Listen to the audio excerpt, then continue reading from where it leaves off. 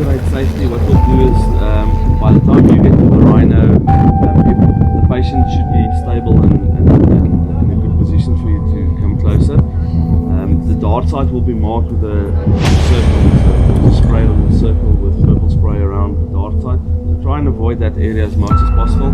After you've touched the rhino and helped, please wash your hands before drinking, eating, smoking, that sort of thing. The drug can be absorbed through your eyes and mouth.